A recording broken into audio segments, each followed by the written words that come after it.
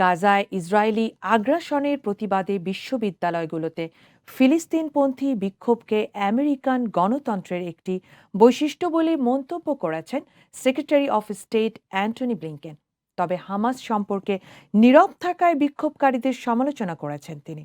চায়নায় সফরে সংবাদ সম্মেলনে এক প্রশ্নের জবাবে একথা বলেন তিনি। বিক্ষোভকারীদের বার্তা গ্রহণ করছেন কিনা এমন প্রশ্নের জবাবে ব্লিংকেন বলেন, দেশের গণতন্ত্রের একটি বৈশিষ্ট্য হলো নাগরিকরা তাদের মতামত, তাদের উদ্বেগ, তাদের ক্রোধ যে কোনো সময় প্রকাশ করে এবং এটি দেশের শক্তি।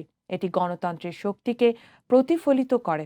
প্যালেস্টাইনপন্থী বিক্ষোভ শক্তিশালী এবং আবেগপূর্ণ অনুভূতি তৈরি করেছে জানিয়ে ব্লিংকেন আরও বলেন, প্রশাসন গাজায় ইসরায়েলি আগ্রাসন থামানোর জন্য যথাসাধ্য চেষ্টা করছে।